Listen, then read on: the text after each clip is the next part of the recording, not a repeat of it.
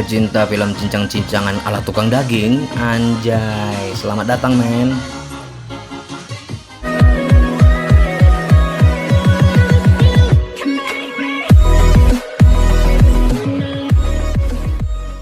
Gimana kabarnya mamen? Sehat ah?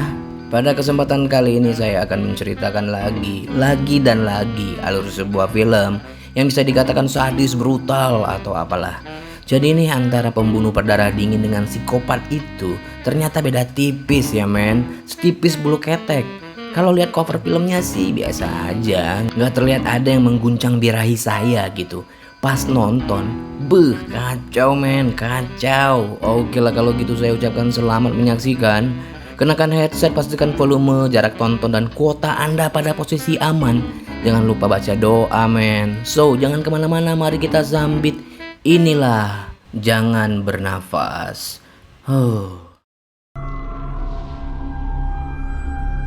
Film dibuka di mana diperlihatkan sebuah kebakaran hebat melanda sebuah rumah.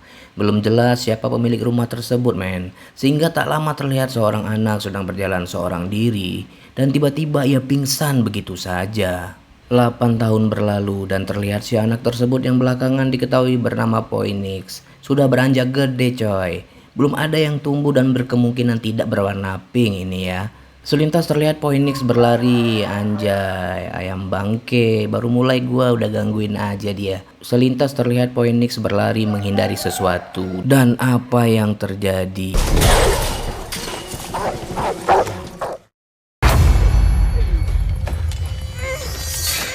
Scene berpindah ke sebuah rumah milik seorang kakek yang bernama Norman Nordstrom. Bagi yang belum nonton film pertamanya, nanti ditonton ya, karena di sana dijelaskan asal usul Norman ini. Oke men, lanjut. Selintas terlihat Norman sedang membaca sesuatu dengan menggunakan huruf braille, karena dirinya adalah tunanetra. Sehingga tak lama, Phoenix tiba-tiba menanyakan siapa sosok ibunya yang tidak ia ketahui dalam waktu yang sudah cukup lama. Norman hanya menjawab seolah-olah ibunya sudah meninggal dan tidak meninggalkan foto sehelai pun akibat dari sebuah kebakaran rumah. Phoenix hanya bisa terdiam dan merasakan kesedihan mendalam dengan apa yang dikatakan Norman. Selang berapa waktu, tibalah seorang wanita bernama Hernandez di rumahnya. Bisa dilihat dari aktivitasnya, Hernandez membeli beberapa tanaman kepada Norman men. Seperti sudah biasa melakukannya, Hernandez mengajak Phoenix untuk keluar menemaninya. Awalnya Norman bersikap cuek nih dan tidak mengizinkan Phoenix untuk keluar, yang pada akhirnya Norman pun mengizinkannya. Go with Hernandez. Nah, di dalam perjalanan, Phoenix menyanyikan sebuah lagu yang ia ingat dulu pernah dinyanyikan ibunya di masa kecilnya. Sehingga tak lama, Hernandez yang sedikit banyak mengetahui kisah keluarga Phoenix ini, tiba-tiba ia mengajaknya untuk mengunjungi rumah bekas kebakaran yang menyebabkan sang ibu meninggal. Dengan wajah sumringahnya, Phoenix menyetujui ajakan tersebut.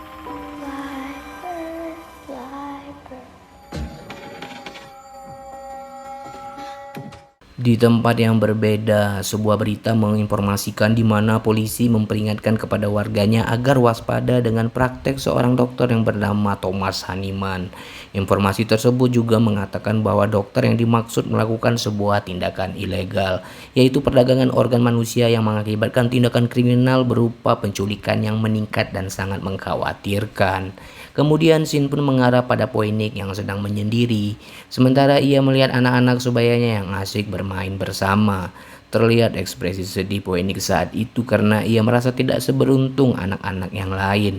Sehingga tak lama lamunannya terpecah karena Hernandez mengajaknya pulang.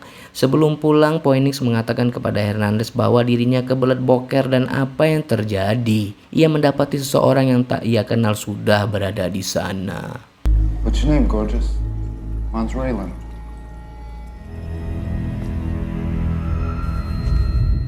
Berhasil lolos dari orang-orang tersebut, Hernandez dibuat terkejut dengan ucapan Norman yang mengatakan untuk tidak lagi mengajak Phoenix keluar rumah. Seketika Hernandez mengatakan agar jangan memperlakukan Phoenix seperti itu di mana ia membutuhkan waktu untuk bermain seperti kebanyakan anak-anak seusianya. Dan Hernandez menyinggung Norman adalah sosok yang kejam pasca dirinya pensiun dari militer. Dan terbesit di benak Hernandez saat itu bahwa Norman melakukan tindakan layaknya latihan militer kepada sang anak. Norman tidak bisa berkata banyak dan pergi begitu saja, men. Singkat cerita, Hernandez berhenti karena sebuah mobil didapati menghalangi jalan yang akan ia lewati. Tanpa pikir panjang, ia menghampiri mobil tersebut dan tak disangka terdapat beberapa orang dengan bawaan yang kurang menyenangkan. Tak banyak yang mereka katakan dan hanya saling berbagi cerita tentang masing-masing di antara mereka yang tidak lagi tergabung dalam militer termasuk Hernandez. Tak butuh waktu lama, orang-orang tersebut memberikan jalan kepadanya dan apa yang terjadi?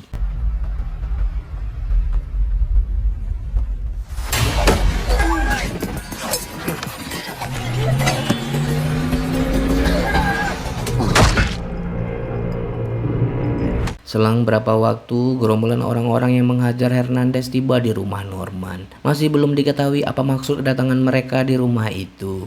Tak lama, Norman berniat keluar sejenak dari rumah untuk memberikan makan anjingnya. Tak disangka, tiba-tiba gerombolan tersebut sudah berada di dalam rumahnya. Norman yang tunanetra sesaat tidak menyadari beberapa orang yang berada di rumahnya. Karena anjingnya tidak ditemukan, ia memutuskan keluar rumah untuk mencari keberadaan anjingnya. Dan ternyata gerombolan tersebut mencari keberadaan Phoenix di rumah itu.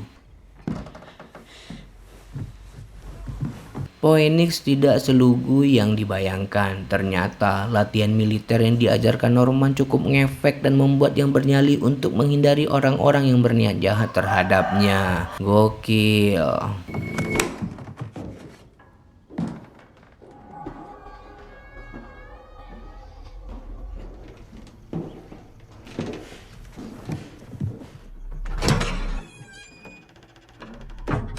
Di tempat yang berbeda, Norman masih disibukkan dengan pencarian anjing kesayangannya. Dan tak disangka ia mendapati anjingnya di sebuah tempat dan sudah tak bernyawa.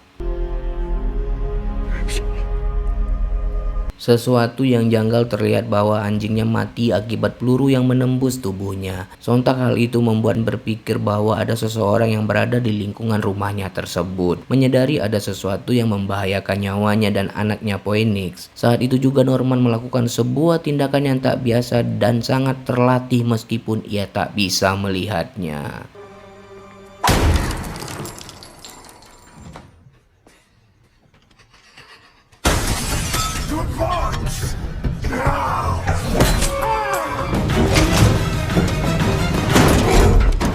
Aksi kejar-kejaran pun tak terelakkan di mana Phoenix yang lolos dari sergapan salah seorang di antara gerombolan tersebut memutuskan untuk sembunyi pada sebuah box besi. Di tempat yang berbeda, Norman yang terluka cukup parah memutuskan untuk sembunyi pada sebuah garasi dan mengobati lukanya sendiri. Tapi siapa sangka, salah satu anggota gerombolan tersebut mengarah ke garasi yang dimaksud dan mendapati darah yang menempel di pintu garasi. Tidak terbayangkan dengan apa yang terjadi seketika orang tersebut masuk dengan santuinya.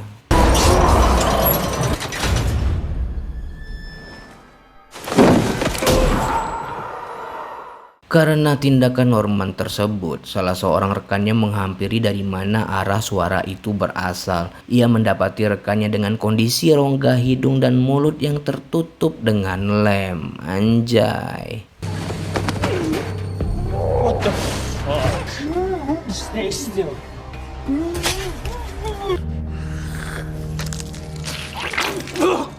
Sejenak pandangannya terfokus pada sebuah rak di mana Norman menyimpan medali kehormatan Special Warfare Insignia atau SEAL Trident semasa ia menjadi pasukan khusus Navy SEAL. Tentu saja hal itu membuat mereka sedikit gentar dengan sosok seorang Norman meskipun ia tunanetra. Scene mengarah menuju sebuah ruangan bawah tanah di mana tempat Phoenix yang bersembunyi pada sebuah box besi. Tak disangka orang tersebut memasukkan air dalam jumlah banyak dengan harapan agar Phoenix segera keluar dari box tersebut. Tidak cukup sampai di situ. Mengetahui Norman berada di ruangan itu, seketika ia mengancam akan menyetrum anaknya jika ia tidak menampakkan dirinya. Tentu saja Phoenix tidak serta-merta keluar dari box tersebut coy, dan berharap Norman akan membantunya. Sontak hal itu membuat Norman geram dan perkelahian pun tak terelakkan.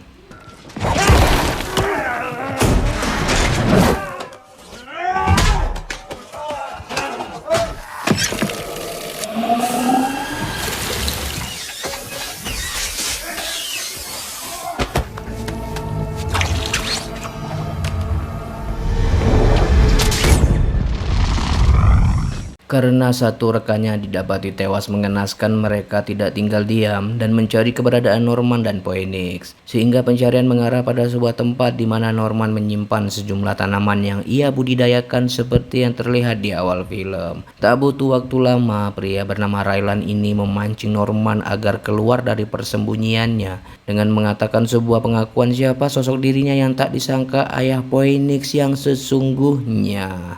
Nah loh.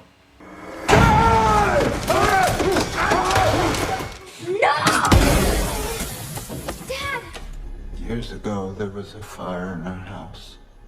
This creep here must have found you and kept you. But he did steal you away from me, and now he must die, you understand? Lagi-lagi Norman berhasil lolos dari kejaran gerombolan itu, men. Dan Rylan tidak lagi berniat mengejar Norman karena Phoenix sudah di tangannya dan berniat membawanya pergi. Dan apa yang terjadi? Phoenix seketika menunjukkan aksinya yang cukup membuat ngilu diiringi hidangan penutup dari Norman. Anjay.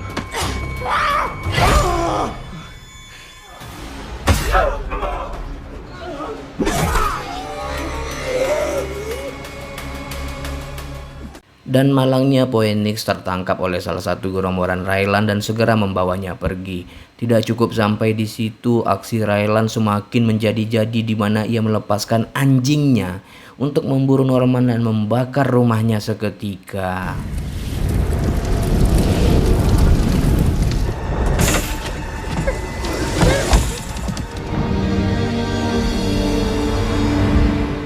Di saat tersadar, Phoenix mendapati dirinya sudah berada di rumah Rylan dan terjadilah percakapan di antara mereka dan terungkaplah sebuah fakta bahwa pasca kebakaran yang meluluh lantakan rumahnya, Rylan kehilangan sosok Phoenix yang merupakan anak kandungnya. Beberapa tahun setelah dibebaskan dari penjara, Rylan memutuskan untuk menempati sebuah rumah baru dan mengatakan ibu kandungnya yang bernama Josephine masih hidup dan berada di rumah itu, men. Rylan menegaskan bahwa apapun yang dikatakan oleh Norman itu adalah sebuah kebohongan. Dengan rasa penasaran, Phoenix menanyakan siapa nama dirinya yang sebenarnya, dan ternyata nama asli Phoenix adalah Tara. Phoenix tidak percaya begitu saja dengan semua ucapan Rylan dan memutuskan untuk pergi dari rumah tersebut dan tinggal di sebuah panti asuhan yang ia ketahui, men.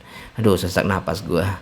Dan tak disangka, sebelum keluar dari rumah itu, sang ibu tiba-tiba muncul dan menyanyikan lagu yang akrab terdengar olehnya. Tentu saja hal itu membuat Phoenix mengurungkan niatnya untuk pergi. Girl, sleep. Percakapan pun berlanjut di antara dua orang ini, di mana Phoenix melihat kondisi ibunya yang sakit parah. Sesaat kemudian di scene ini terlihat Josephine mencoba mempengaruhi pemikiran Phoenix dengan mengatakan dirinya sekarat akibat kebakaran rumah yang mengakibatkan darahnya mengandung bahan kimia dan merusak jantungnya. Padahal sejatinya rumah yang terbakar itu adalah sebuah laboratorium pembuatan narkoba. Tidak banyak yang bisa diingat dan dicerna dari semua perkataan Josephine kepadanya. Karena saat kejadian itu Phoenix masih sangat kecil dan pingsan dalam waktu yang cukup lama. Sehingga di akhir cerita demi menyembuhkan kondisi itu, sang ibu membutuhkan organ baru yaitu dengan melakukan transplantasi jantung. Dan jantung yang bisa menggantikan adalah garis keturunannya sendiri, yaitu dengan kata lain adalah jantung milik Phoenix. Sungguh membuat saya sedikit geram dan hampir membuang HP tetangga saya ketika menontonnya, men. Tega bener si ibu bangke ini. Tidak ada yang bisa Phoenix katakan dan tak lama ia pun pingsan seketika, men. Scene berganti dan terlihat Norman tersadar dan mendapati anjing Raylan yang ia selamatkan berada di dekatnya. Selang berapa waktu ia mendengarkan bunyi yang berasal tidak jauh darinya. Tanpa pikir panjang, seketika ia menghampiri dan tak disangka ia mendapati rekannya sudah tak bernyawa. Mengetahui rekannya tewas, Norman memutuskan untuk melakukan aksi balas dendam yang tak disangka anjing Raylan lah yang menjadi petunjuk arahnya.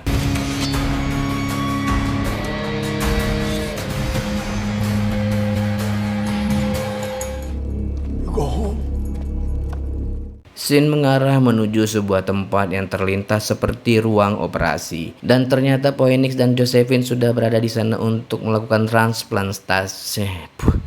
transplantasi jantung. Dan dokter yang melakukan operasi tersebut adalah dokter yang terlihat sebelumnya pada sebuah pemberitaan di televisi. Terlihat sang dokter sedikit ragu melakukan tindakan karena kurangnya peralatan operasi. Dan bisa disimpulkan bahwa jika tindakan itu tetap dilakukan, maka resiko terbesarnya adalah kematian salah satu di antara mereka. Dan parahnya operasi dilakukan tanpa bius di mana Phoenix masih dalam keadaan sadar meskipun ia mati rasa. Anehnya, salah satu gerombolan Raylan yang ada di lokasi itu justru tidak sependapat dengan Raylan yang begitu tega mengambil jantung anaknya sendiri. Berbeda pendapat dengan rekannya yang lain, men, yang mengatakan Josephine harus hidup karena ia sosok seorang master yang bisa membuat narkoba dengan kualitas bagus, sehingga tidak ada pilihan lain meskipun harus mengorbankan nyawa anaknya sendiri, men. Beruntungnya listrik tiba-tiba padam dan pastinya operasi tidak bisa dilanjutkan. Tentu saja hal itu membuat Raylan panik dan menyuruh salah satu anggotanya untuk memeriksa sumber listrik yang berada di sebuah tempat. Dan lagi-lagi rekan Raylan tewas mengenaskan.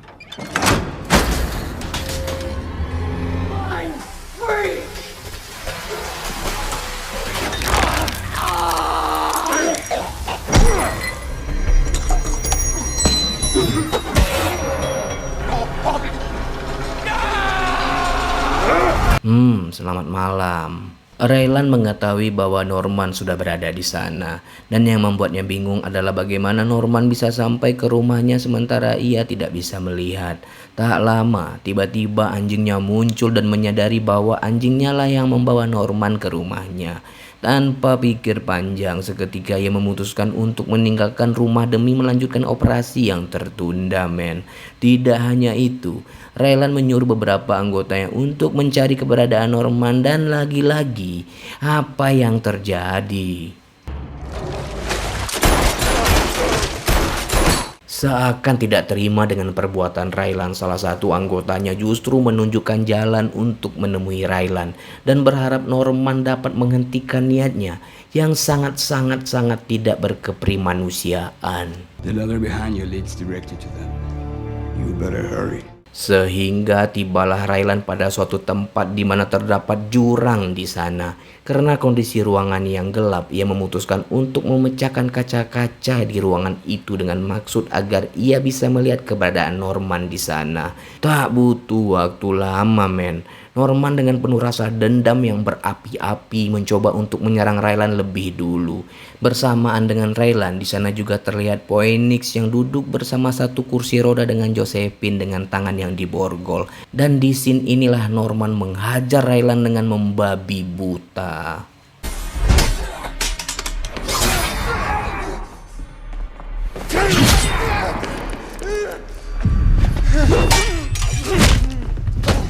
Raylan yang semakin terpojok dengan serangan Norman memutuskan untuk menembak ke sembarangan arah. Dan ternyata tembakan tersebut meleset dan mengenai Josephine dan tewas di tempat. Tak diduga kursi roda yang membawa Josephine berjalan dengan sendirinya, sehingga karena adanya borgol yang mengikat di antara tangan mereka, tentu saja Phoenix ikut terseret kemana arah kursi roda itu tertuju. Dan tak disangka men, Phoenix tanpa ragu melakukan tindakan yang sungguh brutal. Beuh, ngilu liatnya men, sumpah.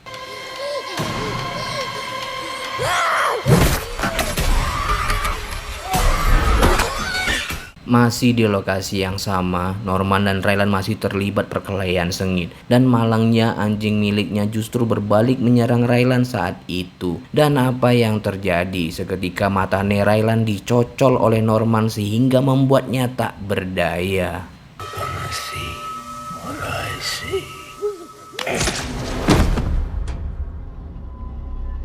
Phoenix yang selamat dari kedua orang tuanya yang tak tahu diri itu memutuskan untuk menghampiri Norman.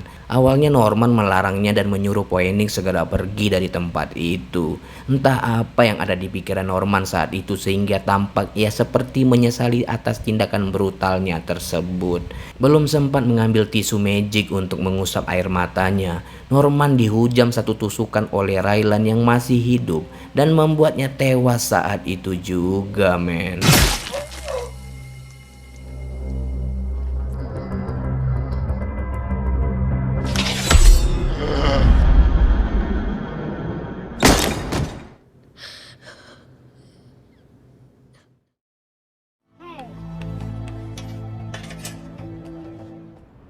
My name is Phoenix. Film pun tamat, cukup sekian dan terima gaji.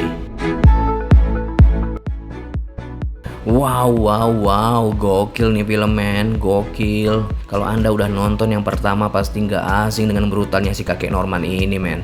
Wah kacau lah pokoknya, Norman udah kayak psikopat ya. Ya sebenarnya sih Norman nggak pengen brutal yang meronta-ronta kayak gitu kan. Karena diganggu ya jadinya kepalang tanggung hajar baik. Siapa saja orangnya, baik itu saya, anda, kita semua pasti nggak senang kalau kehidupan kita yang luar biasa indah ini, yang katanya ekonomi kita meroket, diganggu oleh orang lain. Ya nggak pasti nggak terima dong ya kan. Secara keseluruhan keren nih film, baik alur cerita, adegan cincang mencincangnya udah kayak real banget, dan arah ceritanya dibikin fokus nggak kemana-mana jadi gampang dimengerti ya men. Oke lah sip ya. Yap, izinkan saya pamit, terima kasih sudah menonton. Mohon maaf jika terdapat kesalahan ataupun kekurangan di sana sini, namanya juga manusia, nggak ada yang sempurna. Sampai jumpa di video selanjutnya. Bye bye brutal lovers.